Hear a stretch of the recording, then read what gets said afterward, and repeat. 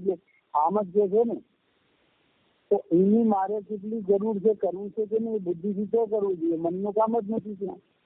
હા ને, કે ભાઈ મને ભૂખ લાગી છે તો ખાવું છે, કેટલું ખાવું છે. હવે મન તો કે લાડુ લાગતી લાડુ ખીર બધું ખાઈ લઉં, તો એ આપણે વિશે કરવો પડે કે ભાઈ બધે બને તો બધું અનાજનું છે. ને પછી આ શરીર તો સાધન જ છે. હવે એમાં લોકો નથી જાણતા કે માંસ માટે બી ખાય છે, ઘણા નશા કેટલું બધું કરે છે. તો એટલે એમનામાં પોતાના વિવેક નથી, બુદ્ધિથી કામ કરતા નથી, એટલે આ બધી ઉપાધિ છે.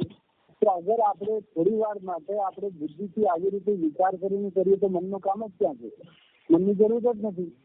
તો પછી તો આવી રીતે મૂળમાં જઈને આવી રીતે જ આપણે દ્રઢ એને પાકું કરશું તો મનની વાત કોઈ દિવસ આવશે, મન ક્યાં આગળ આવશે. તો એટલે જ કે આપણે જ્યાં આપણી દાખેલી છે ત્યાં બીજું આપણને છેતરી જાય છે. એવી જ રીતે આ ચોર છે બધા આપણી અંદર, મન છે, ચિત્ત છે, બુદ્ધિ છે, અહંકાર છે, કામ છે, ક્રોધ છે, લોભ છે, મોહ છે, રૂપ રસ ગંધ કેટલા બધા ચોર. તો આપણે ચોરોની વચમાં જ રહેતા હોઈએ, આપણને ખબર જ નહીં, તો આપણને તો લૂંટાય જ નહીં. તો એવી રીતે આ બધા આપણને રાત દિવસ લૂંટે છે.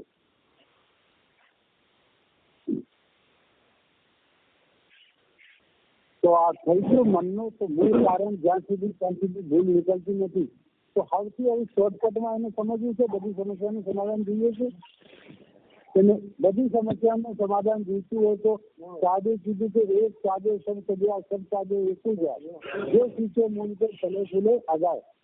तो जो सीखे मूल को, तो मूल कहिए અગર આપણે મૂળને શીખીએ જાણીએ તો પછી આ બધાની જરૂર નથી. હવે આમાં આપણે ચર્ચા બી કરી હતી કે આ શરીર એક સાધન માત્ર છે, તો પછી આ બધી ઉપાધિની ક્યાં જરૂર નહીં. આ સાધનને મારે કેટલું ચલાવવું, કેવી રીતે ચલાવવું, એને કેટલું તેલ પાણી, તો આપણે તો કરે કે સાધન કરે, કોણ કરે? તો મોં નથી જાતો તો મોં શેનો? એવું નથી, બધા નથી નહીં, એવું નહીં, બધા બોગલા તો કોઈ હંસડી હોય છે, એમાં આખું જૂઠું નથી. વાત સાચી છે કે આ સાહેબ અમદાવાદ ને આના મોં તો નથી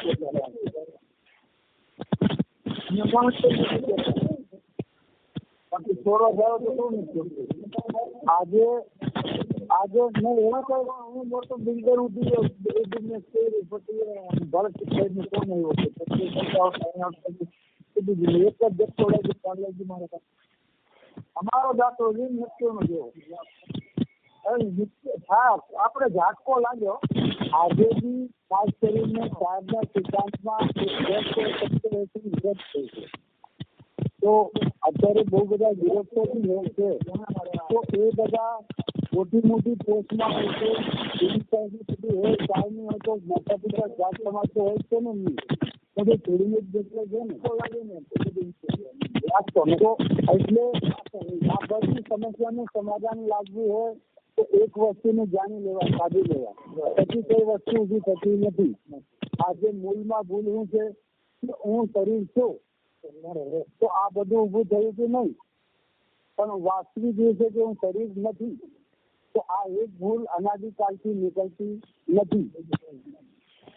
હું જે નથી એનો આપણને અભ્યાસ થઈ ગયો અનાદિકાળનો કે હું શરીર જ છું. તો આ બધી વાત શરીરની છે ને, તો શરીર તો હું નથી. તો જ્યારે આપણને આ બધી વાતો આવે ત્યારે આપણને જાગૃતિ આવી જોઈએ કે હું શરીર નથી. તો પછી મારે આ બધાની ક્યાં જરૂર? તો પછી આ ક્યાંય મોં થશે, મનની વાત આવશે તો ઉપાધિ ઊભી થશે. તો મોં એનો જ છે, મોં છે એનો કે હું શરીર છું. તો હું શરીર છું તો મારું કુટુંબ છે, પરિવાર છે, સંસાર છે, જાતિ નાતી ગોતા, પછી મારા ગુરુ, મારું ધર્મ, મારું સંપ્રદાય, મારા શાસ્ત્ર. તો આ બધો મોં ઉભો થયો તો ભૂલ કેટલી? હું શરીર નથી. તો શરીર છે તો મારું છે, શરીર નહીં તો તારું છે. આપણે જે શરીરને માની ને મારું સમજે બધા મરી ગયા. જે શરીર નથી બધું તારું તો બધા તરી ગયા. આપણે ઘણી વાર આરતી વારતીમાં પાછળ સાચી બોલતા હોઈએ કે મેરા મુझमें कुछ नहीं, जो कुछ तेरा तुझको અર્પણ ક્યાં લાગે મેરા. આજથી ઘણી વાર સાંભળીએ બોલીએ પણ એને આપણે સમજી શક્યા નહીં.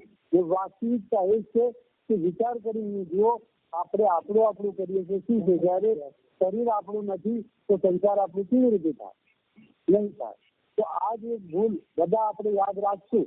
જયારે બી એવી વાત આવે તો શરીર છે જ નહીં, તો બધું જતું રહ્યું છે, આવશે આગળ બધું તરત મટી ગયું. તો આ જે ભૂલ કાઢવાની જરૂર કે હું શરીર નથી, આ યથાર્થ સત્ય છે. આજે આપણે બી અહીંયા શરીર જ ગયું ને. આજે આપણે બધા બેઠા છે એટલે અહીંયા સાદું કીધું કે આયા હે કે જાયગા. તો આ શરીર તો આપણને વચમાં મળ્યું છે કે જાયગા. એ વસ્તુ આપણને મળી છે એ રહેવાની નથી. તો અહીંયા સાહેબનો એક સિદ્ધાંત છે કે જે તને પ્રાપ્ત છે એને તો જાણ. બહારથી પ્રાપ્ત કરશે એ રહેવાનું નથી. પણ જે છે એને આપણે જાણવા તૈયાર નથી. એ કોઈ બી આપણાથી અલગ થતો નથી, પણ એને કોઈ બી જાણવા તૈયાર નથી. જે કોઈ બી રહેતું નથી એને બધાને જાણીને ભેગું કરીએ છીએ. ધન દોલત સંપત્તિ આ બધું આખું રહેતું નથી. જયારે શરીર જ નથી રહેતું તો શું રહેશે? કેવી રીતે રહેશે? તો આ એક જ ભૂલ અનાદિકાળથી માનવની અંદર નીકળતી નથી. કે બીજું કઈ છે કે હું શરીર છે બસ, તો ત્યાંથી બધી ઉપાધિ ઉભી. એટલી જ આપણને એના માટે જ આપણને સદગુરુ ગુરુ તો ઘણા, કે સદગુરુ આવી રીતે સતને પરખાવે. એક સદગુરુ હોય કે તું આ નથી તો આ છે. તો એટલે જ આ હંસરૂપી જે સાધુ ગુરુ હોય તો આ નીર શિરનું નિવેડું કરી દે. આપણે જે શિર છે શિરનું તો ત્યાગી નીર પાણીનું જળ દેખ્યા જે નથી એને જ ગ્રહણ કરીએ છીએ, એને જ માનીએ છીએ, એમાં જ જીવીએ છીએ. પણ જે સાચું છે એને જાણતા નથી.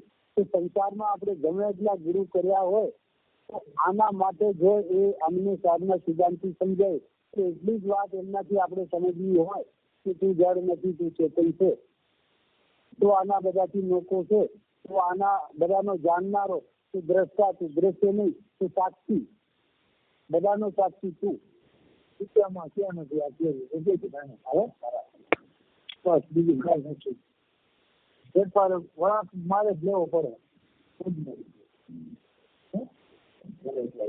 તો આપણે એટલું તો આપણે મંત્ર બી જોઈએ તો આ જ મૂળ મંત્ર છે કે હું શરીર નથી. આ આપણને દ્રઢ થઈ ગયું તો સપનામાં ક્યાંય દુઃખ થાય, આ બધી ઉપાધિ થાય ખરી? ના થાય. તો આ યથાર્થ સત્ય છે કે હું શરીર નથી. તો આગળ હું કોણ છું એ જાણી જોઈએ તો પછી આ ઉપાધિ ને એ સત્ય છે.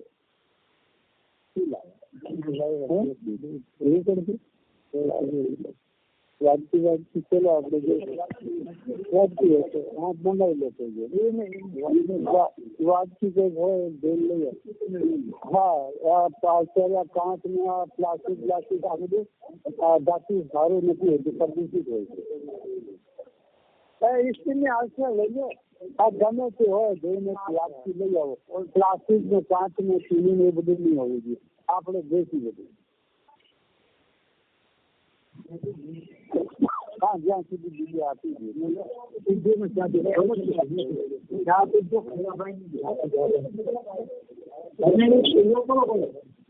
અનુકૂળ આવે તો લઈ લો, નહીં આવે તો વાંધો. એક યા બે વાર પૂછી લેવાથી કેમ કે કોઈને અનુકૂળ આવતું હોય નહીં આવતું હોય અત્યારે એને હા પછી બેસવાનું ખાવાનું પછી તેને કોઈની કોઈ તકલીફ હોય શરીરમાં